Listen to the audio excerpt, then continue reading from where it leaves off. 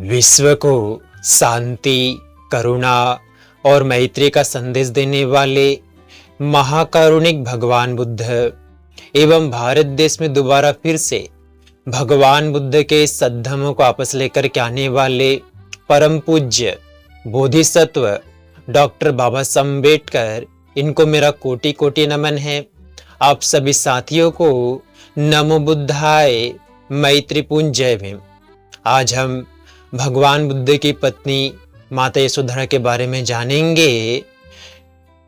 दंडपानी नामक कोलीय एक राजा था जिसकी वो पुत्री थी, बेटी थी। जब उनकी उम्र 16 वर्ष की हो गई, क्योंकि यशोधरा शील और सौंदर्य के लिए बहुत प्रतिष्ठित थी, जब उनकी उम्र 16 वर्ष की हो गई तो उनके शादी के लिए उनके जो पिता है उन्होंने लड़का देखना चालू कर दिया।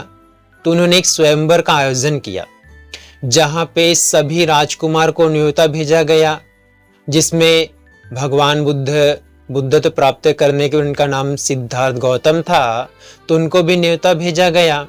और स्वयंवर में यशोधरा ने सिद्धार्थ गौतम को ही, बुद्ध को ही अपना पति स्वीकार किया। तो सारे राजकुमार नाराज हो गए। सारे राजकुमार नाराज हो गए कि भाई हम इतने सारे युवक आए हुए हैं और इसने हम सबको त्याग करके कैसे सिद्धार्थ को ही पसंद कर लिया करके। तो एक आयोजन किया जाए जिसमें एक प्रतिस्पर्धा स्थापित की जाए, जिसमें जो जीतता हो उसको यशोधरा को पसंद करना चाहिए था। ऐसे करके दंडपानी के पास में सारे राजकुमार कहने लगे। तो दंडपानी ने उसका भी आयोजन किया, जिसमें सभी लोगों ने तीर बेधने का, निशाना लगाने का, दूर में एक लकड़ी को रखा और उस पर बीच में निशाना लगाने का आयोजन किया गया। जहां सबसे अच्छा जो निशाना था वो सिद्धार्थ गौतम का ही निकला, जिसके बाद में सभी राजकुमार चुप हो गए, मौन हो गए कि इन सभी प्रतिस्पर्धा में भी सिद्धार्थ गौतम ही जीत गए करके। तो सभी लोगों ने उनकी शादी को स्वीकार किया, उनकी पसंद को स्वीकार किया और उस समय सिद्धार्थ गौतम और यशोधरा की शादी कराई गई। दोनों की शादी हुई और कुछ समय के बाद में राहुल का जन्म भी हुआ और उनको साक्य संघ का सिद्धार्थ गौतम को सदस्य बनाया गया। साक्य संघ का सदस्य बनने के बाद में एक बार रोहिणी नदी का पानी का लिए सभी साकर कुल में युद्ध हो गया। तो सिद्धार्थ गौतम ने इसका विरोध किया कि हम युद्ध करके पानी हासिल नहीं करेंगे, बल्कि बांस से निपटारा करेंगे। लेकिन सारे साक्यों में जब इसका वोटिंग किया गया, सभा बुला करके, तो सारे जो वोट है वो साक्य संघ के पक्ष में चले गए। सिद्धार्थ गौतम के पक्ष में कम वोट आए, तो इनके पास में 3 प्रस्ताव रखा गया। या तो युद्ध में शामिल हो जाइए, या तो परिवार में बहिष्कार लाइए, या देश छोड़ करके चले जाइए। सिद्धार्थ गौतम कहते हैं कि मैं तो युद्ध में शामिल नहीं होऊंगा, ना ही परिवार में बहिष्कार लाऊंगा, बल्कि मैं स्वयं ही देश छोड़ करके चले जाऊंगा।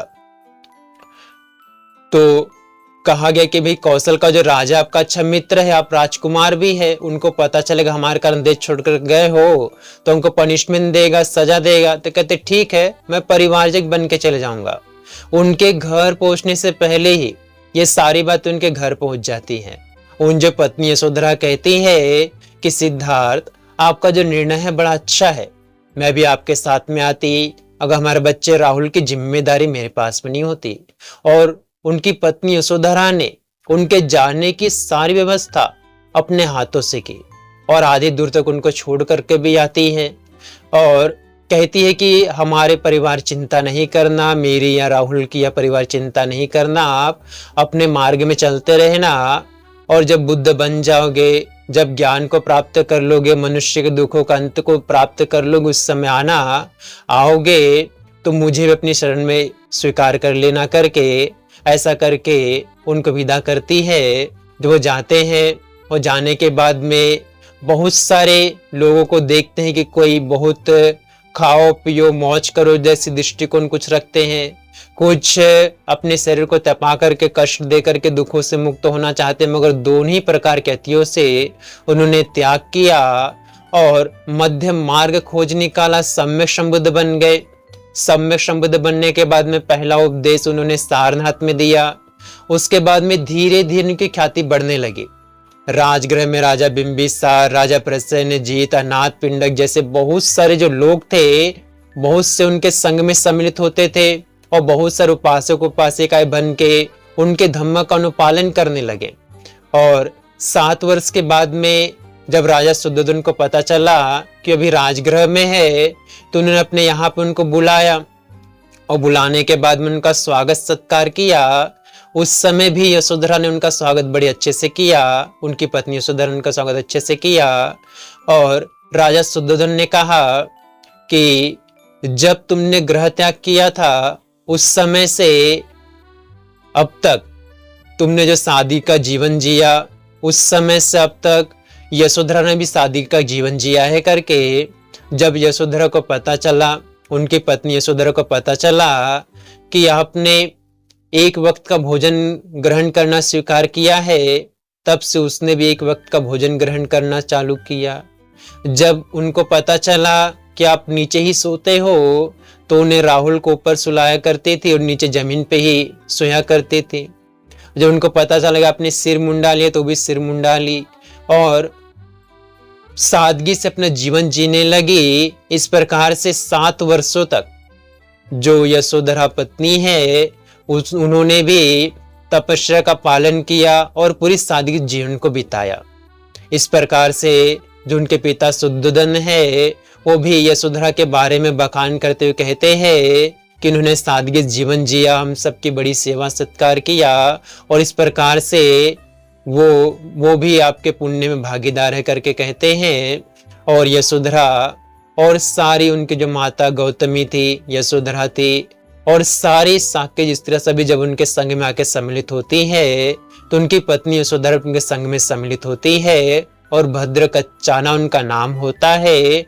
उनके संग में शामिल होकर के उनकी पत्नी यशोधरा भी अरहंत वास्तव को प्राप्त करती है।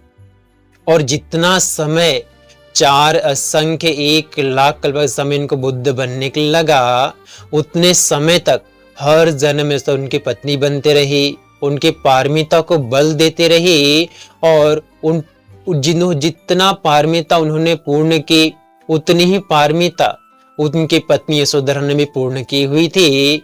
और उतनी ही पारमिता को 4 असंख्य 1 लाख कल्प तक जितनी पारमिता को सम्यक संबुद्ध बनने के लिए उन्होंने पूर्ण की सिद्धार्थ गौतम ने, उतने ही पारमिताओं को उनकी पत्नी यशोधरा ने भी परिपूर्ण किया और उनके संग में शामिल होकर के उन्होंने भी अरहंत वास्तव को प्राप्त किया। इस प्रकार से उनकी पत्नी यशोधरा ने भगवान बुद्ध का साथ दिया और साथ देने के साथ साथ में उनके संग में शामिल होकर के अरहंत हो गई। ऐसा उनकी ख्याति हुई भद्रकच्चाना के नाम से। आप सभी लोगों ने भगवान बुद्ध की पत्नी यशोधरा के बारे में इस कथा को बड़ी श्रद्धा पूर्वक सुना, इसलिए भगवान बुद्ध उनके धम्म, उनके संग के प्रभाव के तेज से आप सबका मंगल हो, आप सभी सुखी रहे, आप सभी स्वस्थ रहे, खुश रहे, आप सभी को सुख शांति और सुकून प्राप्त हो जाए। भवतु सब मंगलं रक्षन्तु सब देवता सब बुद्धानुभावेन सदा शुद्धि भवन्तु ते। भवतु सब मंगलं रक्षन्तु सब देवता सब धम्मानुभावेन सदा शुद्धि भवन्तु ते। भवतु सब मंगलं रक्षन्तु सब देवता सब संघानुभावेन सदा शुद्धि भवन्तु ते। साधु साधु साधु।